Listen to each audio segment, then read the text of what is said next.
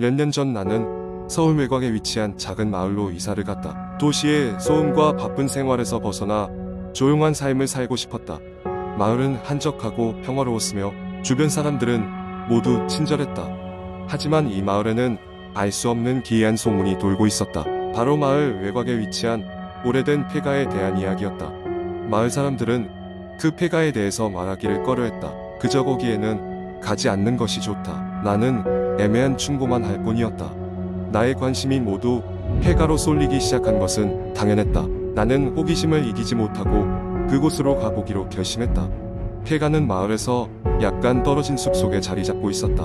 해가 지기 전에 도착하고 싶었기에 서둘렀다. 집에 가까워질수록 기묘한 냄새가 풍겨왔고 공기는 점점 무거워지는 듯했다. 마침내 폐가 앞에 섰을 때 그것은 마치 지난 세기에서 멈춰버린 듯한 모습이었다.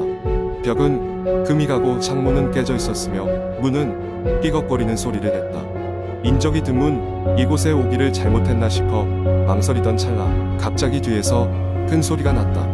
놀라서 돌아보니 작은 고양이가 쓰러진 나무가지를 밟고 있었다. 웃음을 터뜨리며 긴장을 풀었지만 이내 다시 마음을 가다듬고 집으로 들어가 보기로 했다. 집안은 먼지와 거미줄로 가득했다. 방을 하나하나 지나치며 옛날 이곳에 살았던 사람들의 흔적을 더듬어 보았다. 벽에는 낡고 빛바랜 사진들이 걸려 있었고 가구는 오래되어 곧 부서질 것 같았다. 거실 구석에는 오래된 피아노가 놓여 있었고 그 위에는 아직도 악보 한 장이 펼쳐져 있었다. 집안을 둘러보던 나는 2층에서 발자국 소리가 나는 것을 들었다. 누군가 나 말고 이곳에 있는 것일까? 소리가 나는 쪽으로 조심스레 다가가 보았다. 계단은 삐걱거렸고 나는 심호흡을 하며 위층에 올랐다. 발자국 소리가 들렸던 방의 문 앞에 섰을 때 문틈 사이로 희미한 빛이 새어 나오는 것이 보였다. 문을 열었을 때 나는 놀라움의 말을 잃었다. 방 안에는 한 여인이 서서 나를 바라보고 있었다. 그녀는 하얀 한복을 입고 있었으며 얼굴은 창백했다. 그녀의 눈은 깊은 슬픔을 담고 있는 것 같았다. 갑작스러운 마주침에 나는 당황해 방언거저 못했지만 부드럽게 미소 지으며 말했다. 들어와요. 기다리고 있었어요. 나는 불안함과 호기심 사이에서 망설였다. 그녀의 태도에는 어떤 위협도 없었기에 방 안으로 발을 내디뎠다. 그녀는 나에게 긴 이야기를 들려주기 시작했다. 오래전 이 마을에는 행복한 가족이 살고 있었다. 하지만 불행한 사고로 인해 가족은 뿔뿔이 흩어졌고 집은 결국 버려졌다. 그러나 그녀는 가족을 기다리며 이 집을 떠나지 못했다고 했다. 이야기를 듣는 동안 나는 그녀가 사람이 아닌 영혼임을 깨달았다. 그녀는 이곳에 홀로 남아 가족을 기다리고 있었던 것이다.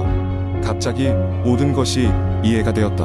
마을 사람들이 이곳에 대해 말하기를 꺼려했던 이유도 집에 발을 들이는 순간 느꼈던 묘한 감정까지도 그녀의 이야기를 모두 들은 동안 슬픔에 잠긴 그녀에게 할 수 있는 일이 없음을 깨달았다. 나는 조심스럽게 방을 빠져나와 집을 떠났다. 그리고 마을로 돌아와서도 한동안 그녀의 이야기가 머릿속을 떠나지 않았다. 그 사건 이후로 나는 종종 그 집을 찾아갔다. 마치 친구를 만나러 가는 것처럼 그녀는 여전히 그곳에 남아 있었으며 나는 그녀에게 또 다른 얘기를 들려주곤 했다. 그녀의 눈엔 여전히 슬픔이 가득했지만 미소는 점점 더 부드러워졌다. 이제는 마을 사람들도 내가 그 집을 방문하는 것을 알고 있지만 아무도 말리지 않는다. 그들도 알기 때문일 것이다. 그녀가 더 이상 외로워하지 않는다는 것을. 두 번째 이야기. 한여름밤 끈적한 더위 속에서 나는 한적한 시골 마을로 여행을 갔다. 이곳은 인터넷에서 귀신 나오는 마을로 유명세를 타고 있었다. 호기심 많은 나는 그 소문의 진위를 확인하기 위해 직접 그 마을로 향했다. 도착한 곳은 예상외로 평화롭고 조용한 장소였다. 하지만 마을 사람들은 이상하리만치 조심스러워 보였고 외지인인 나에게 특별히 말을 걸지 않았다. 마을 중심에는 무너져가는 옛 저택이 자리 잡고 있었다. 주민들은 그곳을 멀리하며 해가 진 후에는 절대로 가까이 가지 않는다고 했다. 나는 그 이유가 무척 궁금했지만 주민들은 관련된 질문에는 일절 대답을 피하는 듯했다. 다만 초저녁 낡은 저택 앞을 지날 때마다 방어적으로 십자성호를 그리며 빠르게 지나가는 그들의 모습이 인상적이었다. 첫날 밤 나는 호기심을 이기지 못하고 혼자서 저택을 탐험하기로 결심했다. 아침에 찾아갔을 때 문이 잠겨 있어 들어갈 수 없었지만 밤이라면 기회가 있을 것 같았다. 손전등과 카메라를 준비하고 마을의 수군거림을 뒤로한 채 저택으로 향했다. 저택은 가까이에서 보니 더욱 낡아 보였다. 벽에는 덩굴이 자라있고 곳곳에 금이 가 있었다. 문도 오래되어 철컥거리며 쉽게 열렸다. 안으로 들어가니 먼지 쌓인 가구들과 낡은 그림이 걸려 있었다. 손전등 불빛에 비친 그림 속 인물들이 이상하게도 눈을 뗄 수 없을 정도로 현실감 있게 느껴졌다. 나는 천천히 저택을 둘러보기 시작했다. 처음에는 아무것도 없었다. 단지 오래된 나무 바닥이 삐걱거렸을 뿐이었다. 그러나 2층으로 올라가자 이상한 일들이 벌어지기 시작했다. 어느 순간부터 발소리가 내 뒤를 따라오는 듯한 느낌이 들었다. 뒤돌아보아도 아무것도 보이지 않았지만 그 소리는 분명히 존재했다. 더 이상 무시할 수 없게 된 나는 손전등을 끈 채 조용히 숨을 죽였다. 그리고 그때 어둠 속에서 흐릿한 인형의 얼굴이 보였다.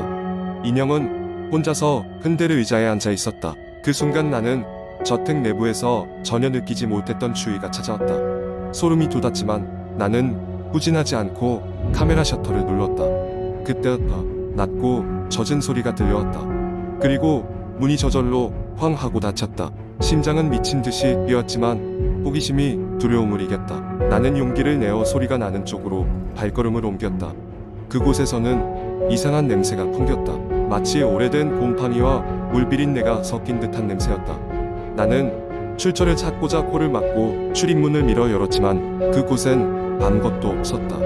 그 순간 등 뒤에서 익숙한 발소리가 다시 들렸고 나는 필사적으로 도망치기 시작했다. 발걸음이 빨라질수록 그 소리도 함께 빨라졌다. 결국 나는 1층으로 뛰어내려 저택을 빠져나왔다. 숨을 고르며 돌아보았을 때 저택의 창문에는 흐릿한 형체가 희미하게 나를 지켜보고 있었다. 마치 미소 짓고 있는 듯한 느낌을 받았다. 다음 날 아침 나는 마을 주민들과 이야기를 나누었다. 그들은 어젯밤 내가 경험한 일을 듣고 심각한 표정을 지었다. 그 저택에 얽힌 끔찍한 이야기, 한 가족이 미스터리하게 사망했다는 전설을 들려주었다. 그날 이후 나는 마을을 떠나기까지 저택 근처에는 얼씬도 하지 않았다. 그리고 다시는 그 마을을 찾지 않았다. 인터넷에서 다른 공포 이야기들은 이제 더 이상 가벼운 소름 끼침을 주지 않는다. 내가 겪은 일이 가장 현실적이었고 무서웠으니까. 세 번째 이야기. 어느 여름밤 수연은 태어나 처음으로 시골 할머니 댁에서 여름 방학을 보내게 되었다. 평소 도심의 번잡함 속에 살아온 그녀에게 시골은 또 다른 세상이었다. 고요한 논밭과 드넓은 하늘, 그리고 밤이 되면 연신 울어대는 개구리 소리가 낭만적으로 느껴졌다. 하지만 수연은 무엇보다도 할머니 집에서의 여름을 기대했다. 할머니의 집은 오래된 한옥이었고 집 뒤편에는 작은 산이 있었다. 하루는 동네 아이들과 놀다가 수연은 동네에서 떠도는 소문을 듣게 되었다. 그 소문은 바로 할머니 집 뒤편 산에 있는 귀신 나무에 관한 것이었다. 오랜 세월 그 자리를 지키고 있는 그 나무에는 무언가 끔찍한 이야기가 깃들어 있다고 했다. 어른들은 그 나무를 함부로 접근하지 말라고 경고했지만 아이들 사이에서는 오히려 호기심을 자극하는 요소였다. 수연은 그 소문을 들을 때마다 괜히 등골이 오싹했다. 하지만 내심 궁금하기도 했다. 그래서 어느 날 밤 친구들과 몰래 모여서 귀신 나무를 보러 가기로 결정했다. 아이들은 할머니께 들키지 않도록 조심스레 집을 빠져나와 손전등을 들고 집 뒤편 산으로 향했다. 달빛이 은은히 숲을 비추고 있었고 아이들은 서로의 손을 꼭 잡고 길을 따라갔다. 잠시 후 그들은 그 소문의 나무 앞에 도착했다. 나무는 거대한 크기로 하늘을 찌르고 있었고 나뭇가지가 들쭉날쭉하게 뻗어 있어 마치 괴물처럼 보였다. 아이들은 무언가에 홀린 듯 그 자리에서 나무를 바라보았다. 그러자 갑자기 주변이 싸늘해지면서 바람 한 점 없던 숲속에 진한 악취가 풍기기 시작했다. 수연은 갑작스런 불쾌함에 얼굴을 찌푸렸다. 그때 어느새 다른 아이들은 겁을 먹고 조금씩 뒤로 물러서고 있었다. 수연은 용기를 내 손전등을 켜서 나무를 더 자세히 비춰보았다. 나무 줄기에는 오래된 긁힘 자국과 마치 무언가가 새겨진 듯한 기묘한 문양이 있었다. 산에서 흔히 볼 수 없는 그런 흔적이었다. 그 순간 나무 주위로 검은 그림자들이 스멀스멀 모여드는 것이 눈에 띄었다. 분명히 혼자 있는 것은 아니었다. 수연은 너무너나 친구들이 있는 쪽으로 뒤돌아서려 했지만 그 순간 나무에서 여자아이의 흐느끼는 소리가 들렸다. 그 소리는 마치 바로 옆에서 들리는 것처럼 또렷했고 수연은 겁에 질려 손전등을 떨어뜨렸다. 살려줘, 제발.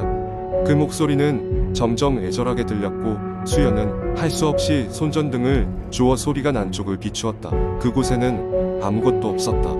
그러자 나무 위쪽에서 갑작스러운 움직임이 느껴졌다. 그녀는 천천히 고개를 들어 나무 위를 바라보았고 장가지 위에 하얀 옷을 입은 소녀 같은 형체가 앉아있는 것을 보았다.